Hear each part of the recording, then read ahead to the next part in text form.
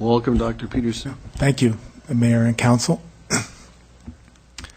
Modeling the transportation sector is very challenging, and particularly air travel, because it's part of the infrastructure that supports all other industries and services in the regional economy. And so I spent a significant portion of my time in the study examining these regional linkages through all of the manufacturing and service industries that we have in the regional economy. So I built several models. I built a Palouse model, which was Whitman and Latah County. I built a quad county model, which is all 4 counties in the regional economy, and then I built also a Washington State model. I used the Washington State model for the construction economic impacts, and the Quad County model for most of the other impacts, and then the Palouse model for high technology manufacturing. Our 4-county region is a unified economy, and most of the flows in the county go east-west, with some important north-south leakages. But the primary trade flows are east and west, between Moscow and Pullman, and between Lewiston and Clarkston. And indeed, if you take a trip down to Lewiston, it's almost like you're in a completely different place and a different culture, right? So there are important linkages north-south, but the primary linkages are east-west.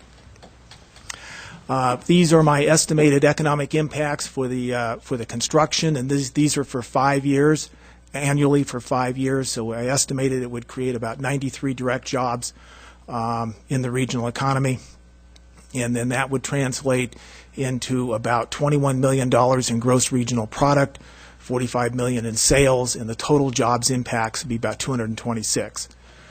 Total local and state taxes would be about $2.5 million a year. So anytime you bring in $119 million of federal dollars into a regional economy like ours, it has a big impact. And that impact has already started. So it would be between 2015 and 2019.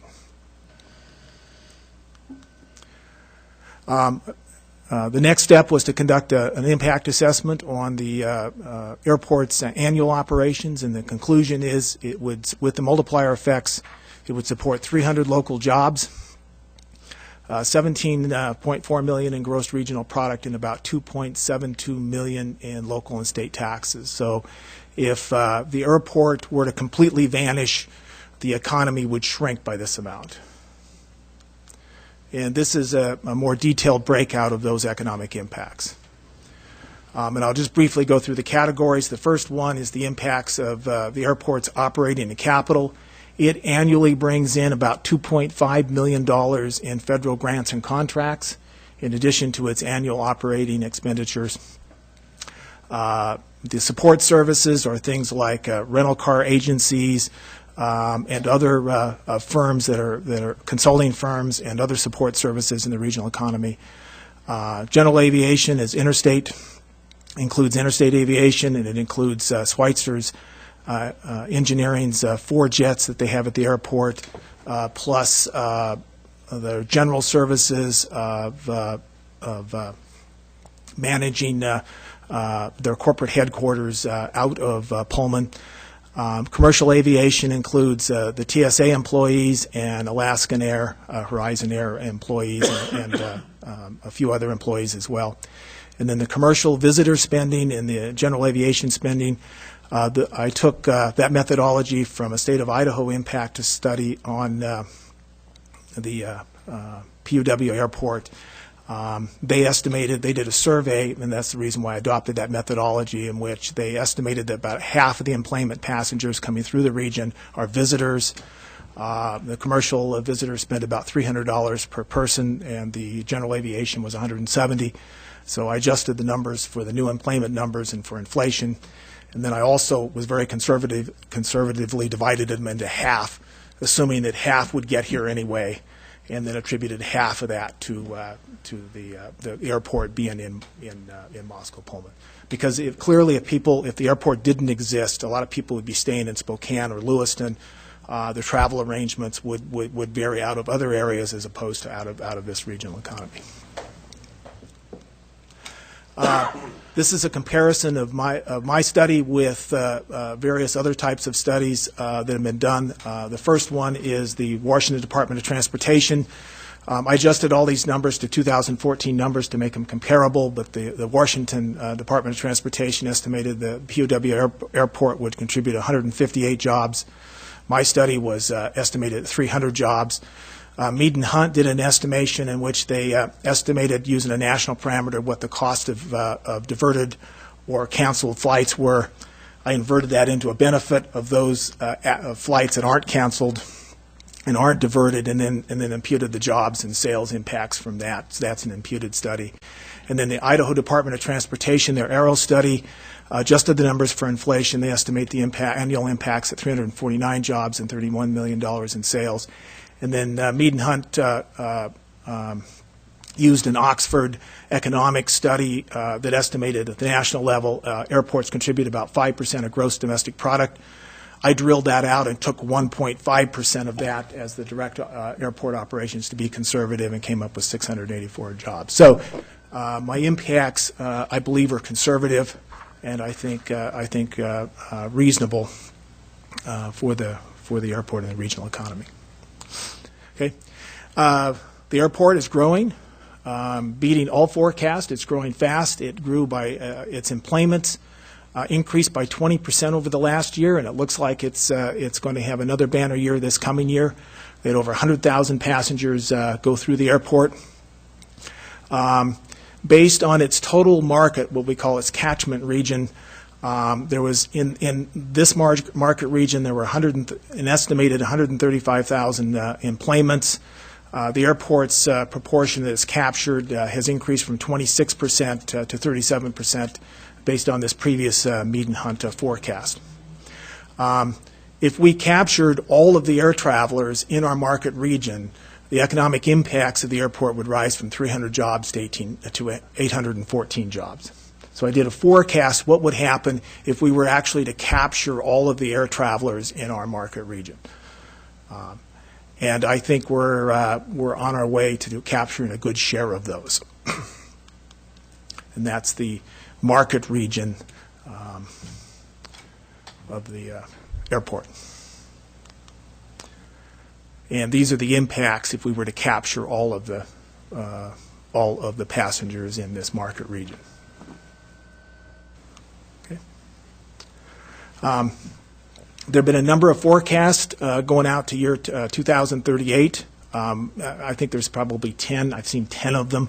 I took two. One was the Mead and Hunt's baseline, and their unconstrained forecast, just to present two what I thought were reasonable forecasts. The baseline forecast was adjusted for current employment numbers. So by 2038, under the previous Mead and Hunt baseline forecast, employments will reach about 100,000 by the year 2038, and then their unconstrained forecast, which would be their high-level forecast, to be about 150,000.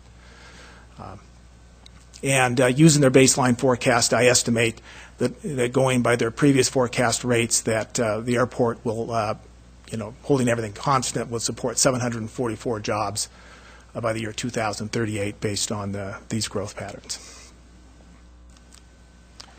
And that's a graph of those forecasts. And this is a graph of the potential of the forecasted economic impacts out to 2038.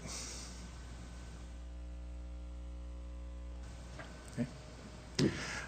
Air service is woven into the fabric and infrastructure of the entire economy, which makes it difficult to model, quite frankly. It's embedded in every industry in the region. It underlines and supports most of the Quad County and Palouse industries, and as a result, I spent a fair amount of time examining the regional economy and the linkages to air travel and other forms of transportation as well. As I talked about earlier, the primary trade flows are east-west with some important north-south linkages. Political flows in both states, well, in Idaho in particular, run north-south. Which creates a lot of logistical issues, given that the political boundaries don't follow economic boundaries. In Whitman County, they had basically a 20% job growth versus a 16% population growth. This was from 2001 to 2015, which shows that Whitman County has become an important job exporter in the regional economy. They have become a growth powerhouse. Latah County is a job importer. It had a 6.4% job growth over the same period of time. These are cumulative rates, by the way, versus a 9.7% population growth. So our economies are really, both in the Palouse and in the Lewis-Clark Valley, are woven tightly together. And a rising, as they say, a rising tide raises all boats. So a benefit to one community automatically becomes a benefit to the other. And that's why I think it's important for regional cooperation, because a new firm coming into any part of the regional economy will benefit everybody within the regional economy. And I think that's one important conclusion of the study. Whitman County has become a job leader in manufacturing. In fact, the first study I did on Whitman County was something like Sleepy Hollow. And it almost had it projected like that. This was like 15 years ago, or probably 20 years ago now. And they have gone from Sleepy Hollow to being the region's job creator. It's been absolutely amazing. And because of our tightly woven economy, Moscow has benefited as much from that growth as has Pullman. So their high technology and manufacturing employment has increased astonishing 228%. WSU has grown by 3,000 students at the same period of time. So WSU has grown substantially at Pullman, their Pullman campus, as has the high technology manufacturing. And this lays out the numbers in a hard-to-read spreadsheet there.